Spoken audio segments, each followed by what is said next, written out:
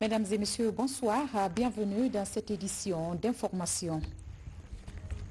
À la une, tournée du Premier ministre, chef de gouvernement dans la sous-région. Après son audience avec le président togolais Mohamed Beavogui est arrivé ce samedi à Abuja, au Nigeria. Il est porteur du message du chef de l'État, colonel Mamadi Doumbouya. Anniversaire, l'UNICEF célèbre ses 75 ans d'existence. Cette célébration est marquée en Zéro Corée par une journée porte ouverte sur l'institution onusienne en charge de l'enfance. Et puis, le gouvernement guinéen apporte un soutien de 50 000 $ à la Miss Saramba, candidate à l'élection Miss Monde prévue aux États-Unis d'Amérique.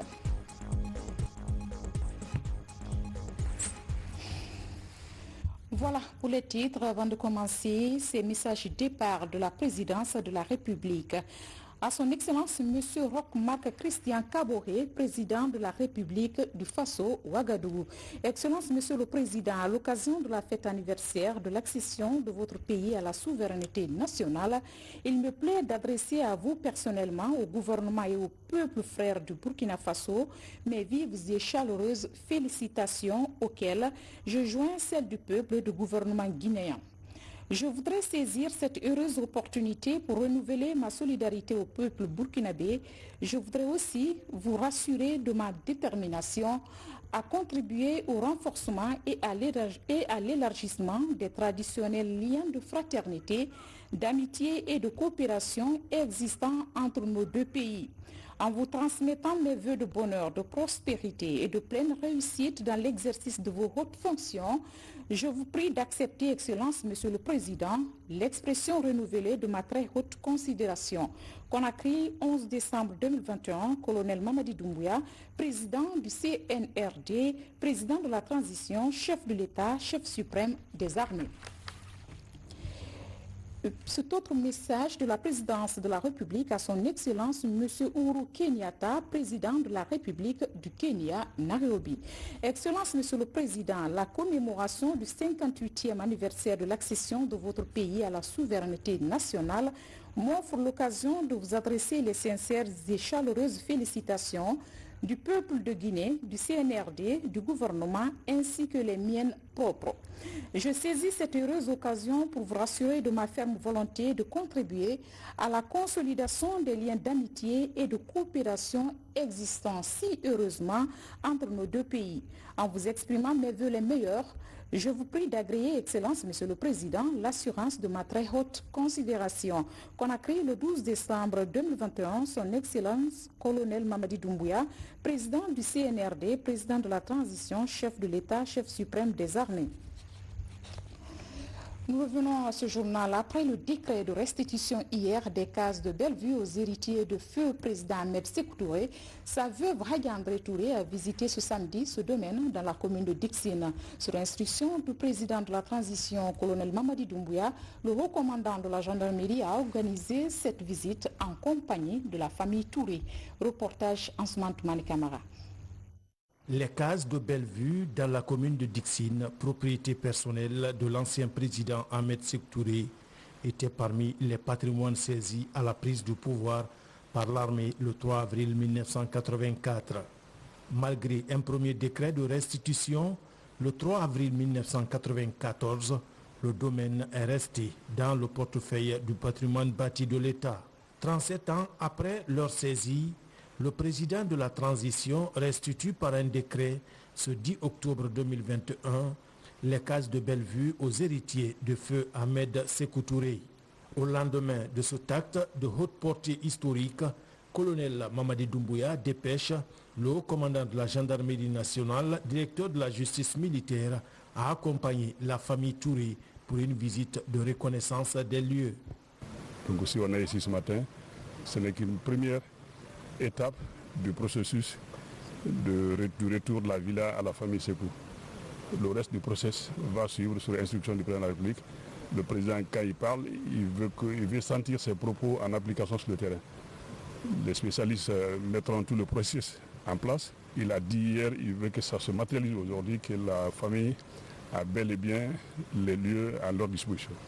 Hadja André Touré, veuve du premier président de la Guinée indépendante, est toute émue par cette autre manifestation de la grandeur humaine et d'homme d'État du président de la transition guinéenne. Je remercie le président pour ce qu'il a fait. C'est un acte très important. Lui-même, il a vu la réaction du peuple hier. Je suis tellement ému qu'il est difficile pour moi de parler. Mais je lui dis merci. Une fois merci, que Dieu le protège, que Dieu le guide, qu'il l'assiste. La famille politique de feu Ahmed Sékou Touré était aussi venue prendre part à ce retour de Hadja André aux cases de Bellevue, plus de 37 ans après. Je m'exprime donc au nom des militants et militantes du PDGRDA. Ce jour est un grand jour pour nous, jeunes, femmes, hommes que nous sommes au niveau du Parti démocratique de Guinée, héritier idéologique et politique de la mémoire du président Ahmed Sékou Touré. Et encore une fois, transmettre toute notre solidarité, toute notre reconnaissance, tous nos remerciements au président de la République et lui dire que les actes qu'il pose en faveur du peuple militant de Guinée, en faveur de cette famille, ne pourra que le grandir davantage. Au terme de cette visite, ce samedi des cases de Bellevue, restituées à la famille de Sékou Touré, Hadja André Touré formule une autre doléance auprès des autorités et du peuple de Guinée. Celle de la reconnaissance de la vérité historique du père de l'indépendance guinéenne. Avant sa mort, le président Ahmed Sékou Touré était tout fier de faire visiter sa résidence personnelle à ses invités de marque. Le lieu accueillait de nombreux hôtes de marque et servait aussi de cadre à plusieurs grandes cérémonies de la présidence de la République d'alors. Ma résidence personnelle, j'avais été complètement calciné. Ça, c'est le symbole de notre parti, l'éléphant.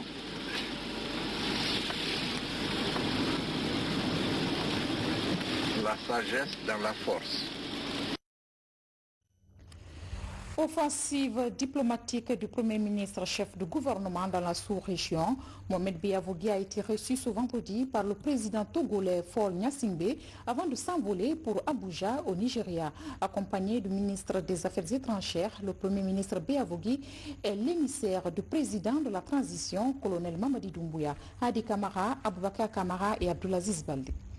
Le Premier ministre chef de gouvernement Mohamed Biavougui est en tournée sous-régionale.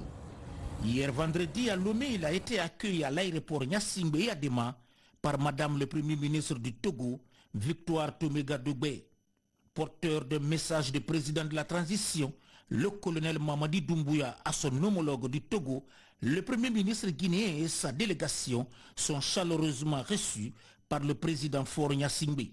L'entretien empreint de cordialité et de fraternité a porté sur la coopération bilatérale et l'évolution de la situation sociopolitique en Guinée et dans la sous-région. Porteur d'un message du président de la transition, le colonel Mamadi Doumbouya, auprès du président du Togo, le président Yadema. Et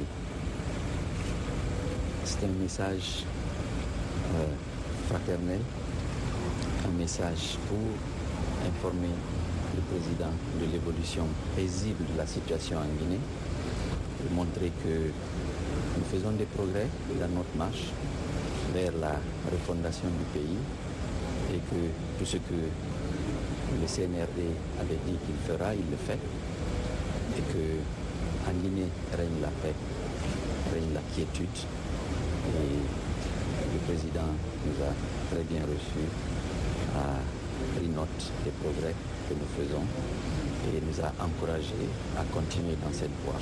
Le président Faure Gnassingbé a apporté ses appréciations sur la conduite de la transition en Guinée.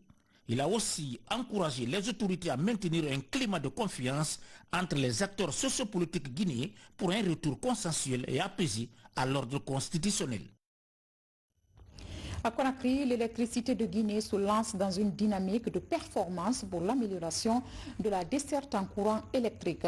Elle vient d'entreprendre la réhabilitation et l'extension des réseaux électriques de Conakry. Ce samedi, une mission s'est rendue sur le chantier de construction d'un poste de transformation à Kissoso afin d'évaluer l'évolution des travaux.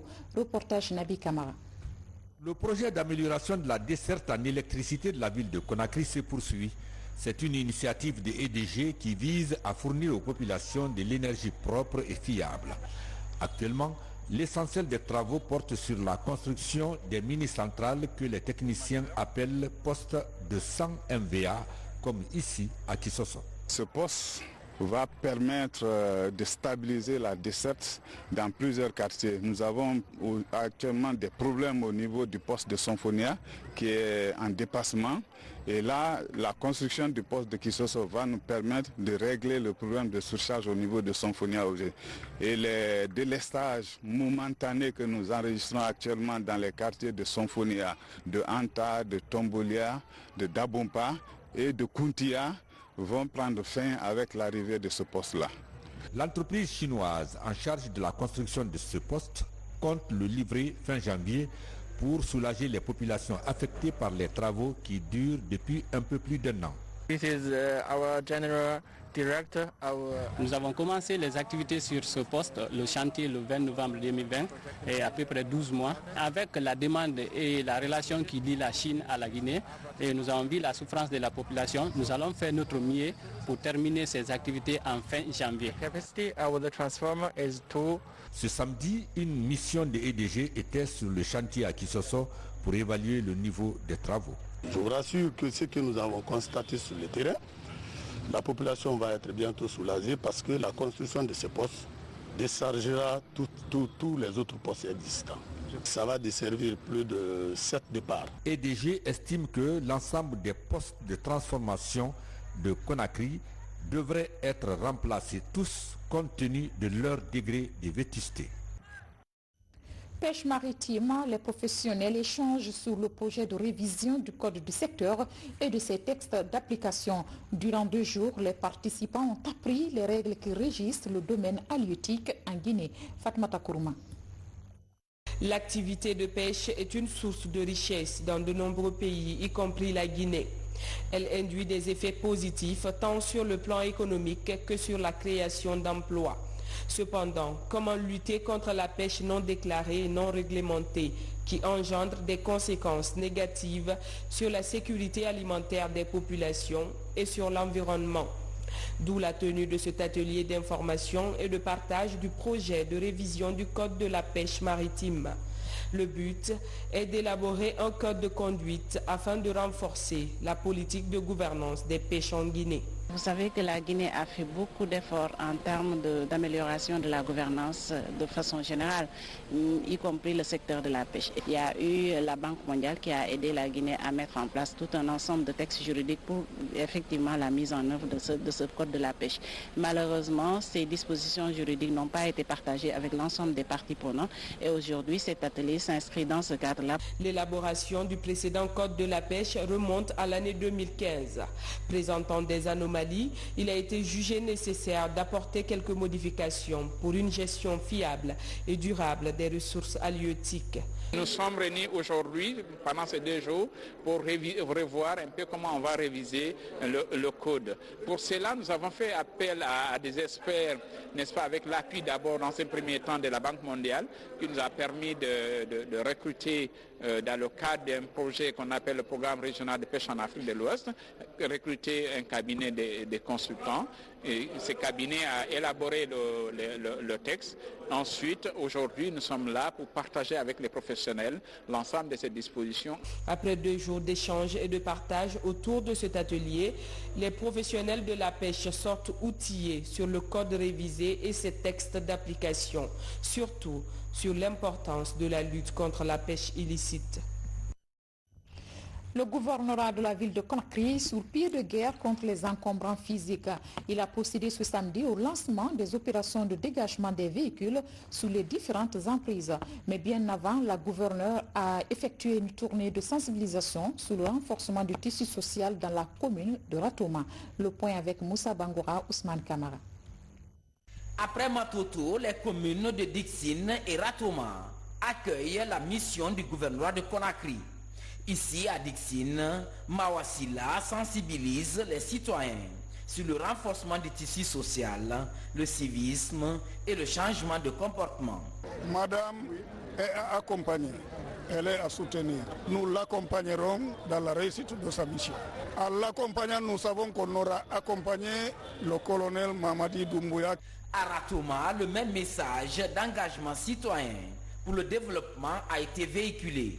La présidente du conseil de ville exhorte les populations à l'esprit civique pour changer l'image de Conakry. Madame agit pour le bonheur de la commune parce que c'est l'assainissement, c'est la sécurité, c'est le déguerpissement. Mais c'est d'abord et avant tout les populations de Ratoma qui en bénéficient. J'ai donné le message de l'assainissement partout où je suis passé, parce que pour faire la beauté de Conakry, il faut que les autorités, mais aussi la population adhèrent à l'idée. On a aussi lancé les opérations de déguerpissement. Ce week-end, suite au communiqué diffusé dans les médias, le gouvernorat de Conakry procède au lancement des opérations de dégagement des véhicules abandonnés le long des emprises. Pour la fluidité de la circulation, cet exercice va toucher toutes les communes de Conakry. Et puis, célébration des 75 ans de l'UNICEF en région forestière. Pour marquer l'événement, une journée portes ouvertes est organisée au siège de l'institution en Zérekoré. La cérémonie a permis aux populations de mieux connaître les différents programmes de l'Agence des Nations Unies en charge des enfants. Mohamed Salou Paye, Mohamed Lamine Diallo, lancé Kamisoko. 6 à l'O-Sud 2, dans la commune urbaine de Zérekoré, le sous-bureau UNICEF ouvre ses portes ce 11 décembre aux visiteurs. C'est dans le cadre de la célébration des 75 ans de la création du Fonds des Nations Unies pour l'enfance. Aujourd'hui, nous célébrons ces 75 ans d'anniversaire en faveur des enfants pour aussi soutenir le plaidoyer qui a été fait, un plaidoyer inlassable de l'UNICEF au travers des dirigeants du monde qui ont pris un engagement en 1989 en faveur des enfants du monde en adoptant la Convention des Nations Unies relative aux droits de l'enfant. Aujourd'hui, la Convention est le traité sur les droits humains le plus largement ratifié de l'histoire et a contribué à transformer la vie des enfants dans le monde. La protection des enfants, la santé mère et enfant, la communication pour le développement sont entre autres sections de l'UNICEF représentées à travers ces stands. Des services qui ont grandement contribué dans la protection des tout-petits depuis le début des épidémies en région forestière.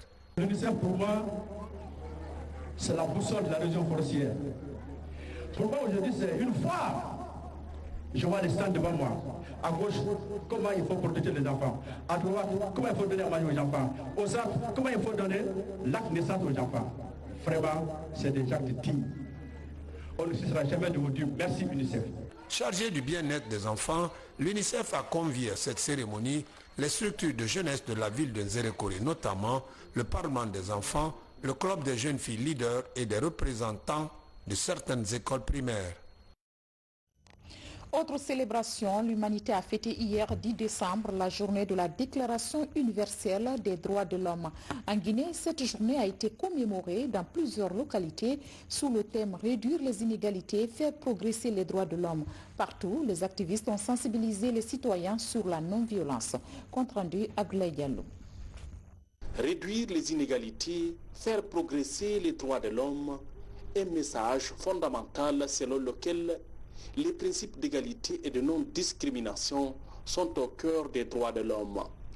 L'objectif est de promouvoir la réduction des inégalités dans nos sociétés, toute chose qui devrait favoriser la participation des personnes vulnérables dans les instances de prise de décision et la promotion de la cohésion sociale comme indiqué dans la charte de la Déclaration universelle des droits humains. Ces 2 dernières années ont tristement illustré le coût intolérable des inégalités croissantes. L'égalité est au cœur des droits de l'homme. Cela ne veut pas dire que nous devons tous avoir la même apparence, penser la même chose et agir de la même façon. Mais s'il n'en est qu'une de journée internationale qui rassemble toutes les autres, c'est bien la journée internationale des droits de l'homme. Mais à quoi sert-elle exactement? Elle permet d'évaluer les progrès importants réalisés au cours des 73 dernières années concernant la place qu'a pris la protection de l'individu au cœur des affaires des États. Pour toucher le maximum des citoyens guinéens, l'événement est célébré dans les 4 régions naturelles du pays.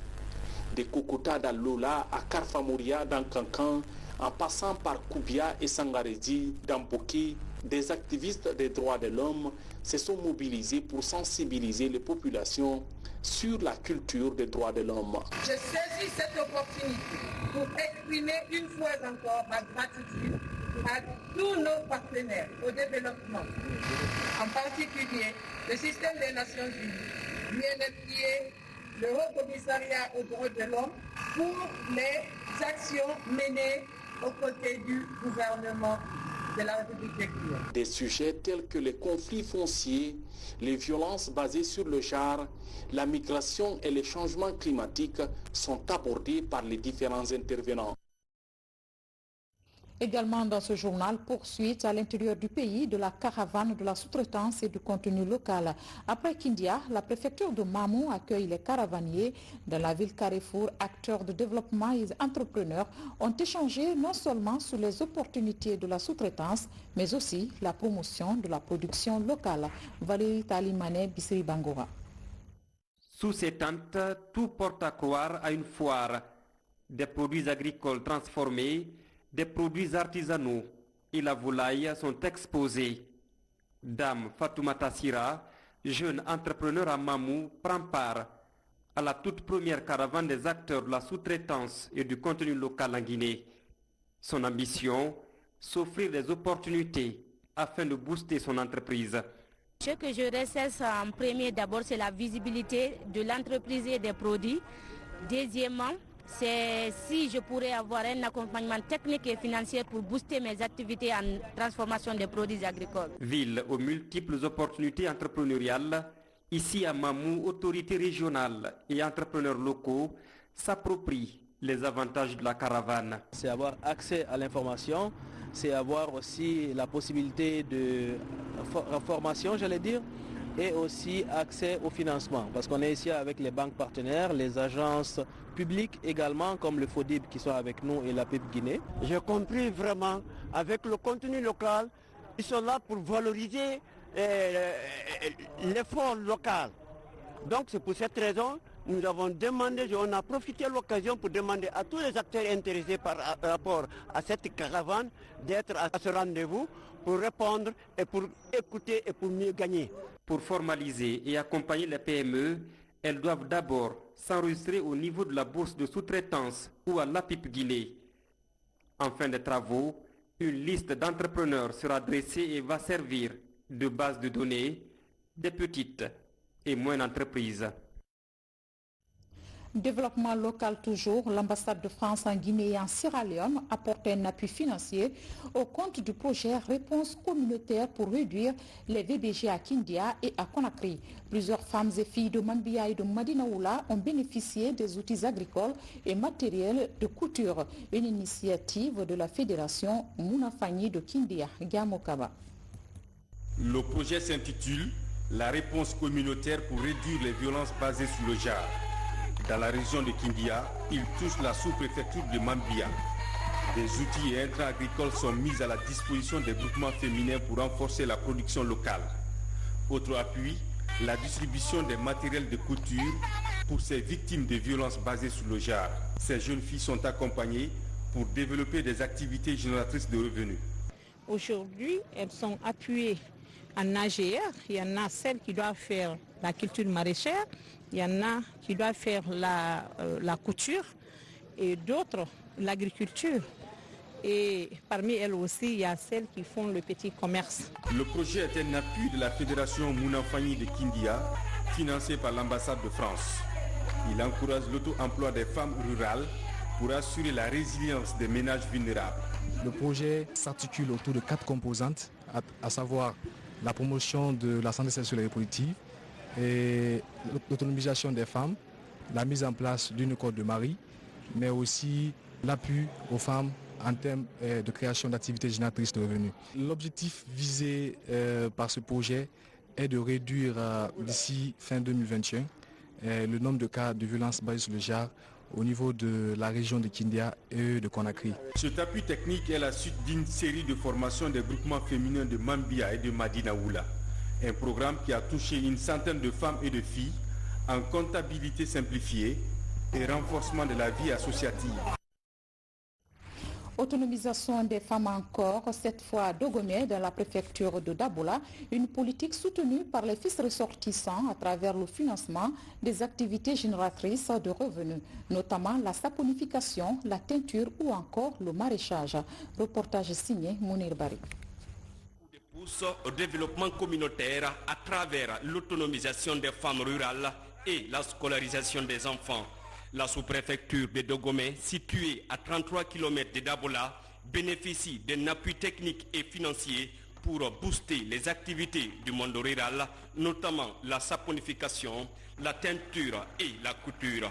Un geste humanitaire qui galvanise les autorités locales de la cité de Karamokomimi. La cérémonie qui nous réunit aujourd'hui est une réponse au cri de cœur exprimé par nos braves femmes de Dogomé dans le cadre d'une assistance en matériel de couture et de teinture. En 2018, du matériel de saponification et autres produits nécessaires à la confection de savons de qualité ont été octroyés au groupement de femmes de Kolohinde dans le cadre des activités génératrices de revenus. Ce groupement a pu aujourd'hui faire la teinture et ensuite la couture, la saponification aussi. Donc ça c'est vraiment un accroissement de capacité des femmes et ça rentre dans le cadre de l'autonomisation des femmes aussi de Dogomé. Les fils ressortissants de la localité ont réalisé de nombreuses actions de développement sur le terrain. Il s'agit par exemple de la construction d'un hôpital pour la communauté, une école primaire, un centre de saponification dans le district de Kolo, où une cinquantaine de femmes rurales fabriquent de savon. Dans la commune rurale également, des centres de teinture et de couture sont inaugurés et équipés. J'ose dire que ce trésor sera utilisé convenablement au profit des bénéficiaires et à la satisfaction de tous les Dogomékas. Autre préoccupation des populations, l'achèvement de cet ouvrage de franchissement pour l'écoulement des produits agricoles, la construction des lycées, la rénovation et l'équipement d'autres infrastructures qui sont délabrées pour stopper l'exode rural et l'immigration clandestine. La coopération guinéo-turque se renforce. Le chargé des projets de la TICA en Afrique et Moyen-Orient est en Guinée. Il a pour mission d'évaluer l'état d'avancement des projets réalisés par l'agence turque de coopération et de coordination. Avec les autorités guinéennes, la délégation a visité le centre d'autonomisation des femmes de Cameroun dans la commune de Dixine. Mohamed De Camara. Un restaurant moderne, des équipements de couture, de coiffure et de teinture, c'est le fruit de la coopération entre la Guinée et la Turquie dans le domaine de l'autonomisation des filles issues des milieux défavorisés. Cet appui de l'agence turque de coopération et de coordination au CAF de Cameroun vise à renforcer le partenariat entre les deux pays frères. Nous sommes très contents de voir les projets réalisés directement sur place. Donc ces projets se symbolisent comme un symbole de l'amitié entre les deux peuples, le peuple guinéen et le peuple turc. Surtout ce projet qu'on vient de réaliser, c'était très important parce que pour les femmes et les groupes désavantageux. L'une des missions du ministère de la promotion féminine, de l'enfance et des personnes vulnérables est de favoriser l'insertion socio-professionnelle des filles et des femmes. Avoir des partenaires comme les Turcs qui ont commencé à travailler nous, c'est un avantage comparatif. À partir du moment où il y a eu un investissement, ils sont venus voir le résultat de l'investissement. J'ai eu le sentiment qu'ils étaient satisfaits des travaux réalisés et qu'ils sont prêts à nous accompagner, ce qui est un motif de soulagement. La coopération entre la Guinée et la Turquie, notamment dans le domaine social, date de plusieurs années. La reconstruction et l'équipement du centre de santé de la cité de solidarité à Taouya en est une illustration. Fini les 16 jours d'activisme contre les violences basées sur le genre. Un groupe d'associations de jeunes est en formation sur les lois relatives à leur protection. L'action est pilotée par le club des jeunes filles leaders de Guinée. Alpha Yassila. Avec la collaboration du plan international Guinée, cette rencontre vise à outiller les jeunes sur la protection sociale, notamment l'éducation sexuelle, la législation, l'autonomisation et le développement personnel. Elle est organisée par le Club des jeunes filles leaders de Guinée. La question de développement personnel, c'est d'abord développer les compétences internes, individuelles de chaque personne pour développer qu'est-ce que la personne est censée faire, qu'est-ce que la personne est capable de faire. Donc au-delà, il y a les questions de législation en Guinée. La remarque est que beaucoup d'organisations en Guinée n'ont pas en tant que telle une maîtrise, bon chez nous on ne va pas quand même donner la maîtrise, mais une connaissance approfondie sur les textes de loi en Guinée protégeant les enfants. Avec cette formation sur la protection sociale, un premier pas est franchi.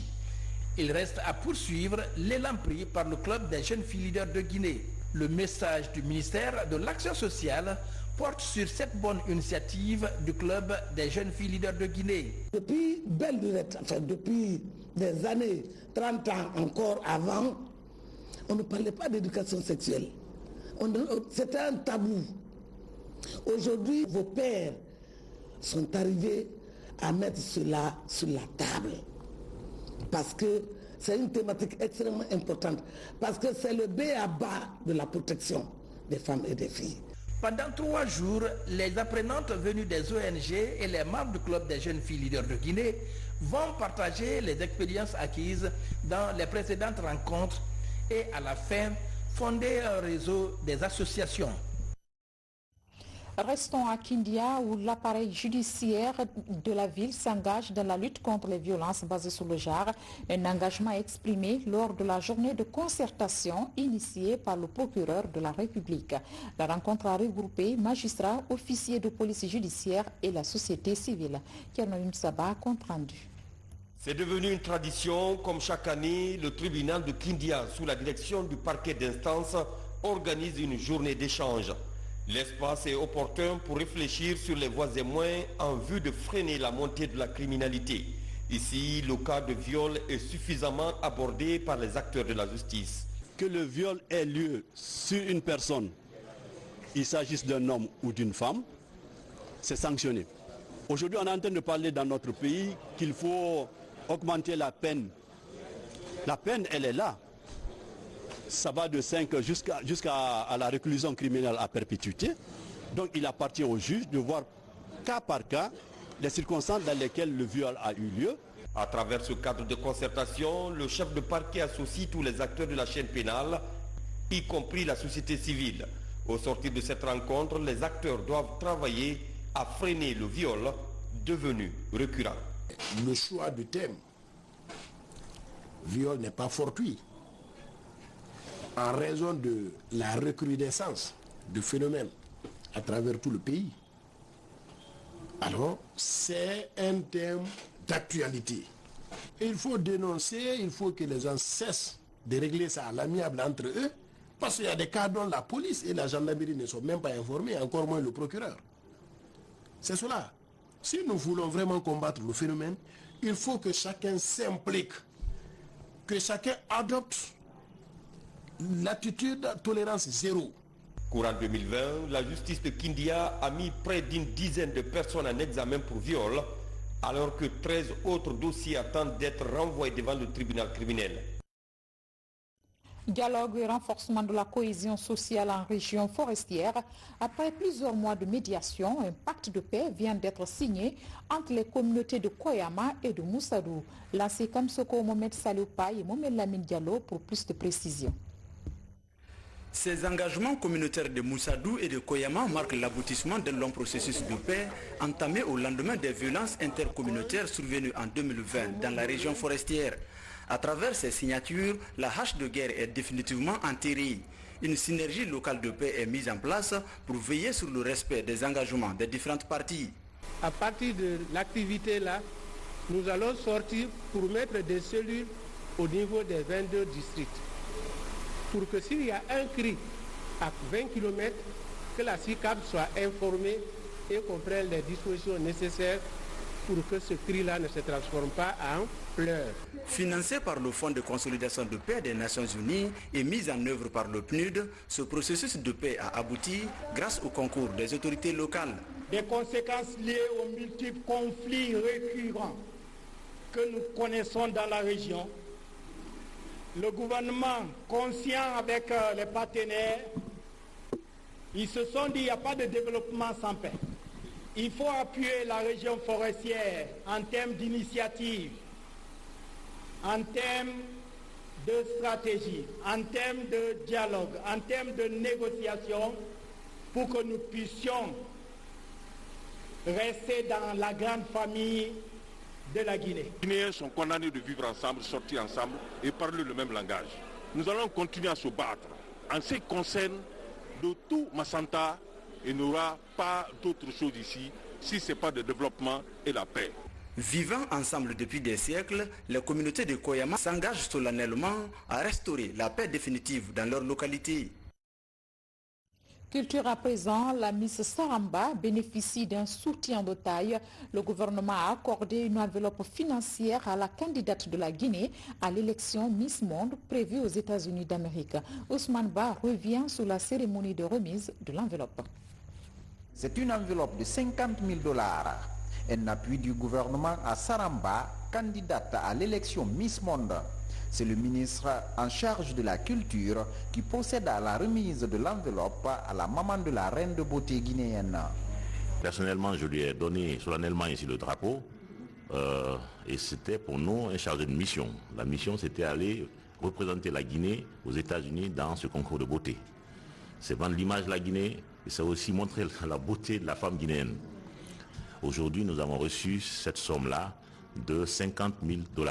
Je remercie le président de la République et le Premier ministre et le ministre de la Culture. Et je remercie tous les Guinéens parce que tout le monde, je vois, ont supporté Saramba. Ils n'ont pas supporté Saramba, mais ils ont supporté notre drapeau guinéen.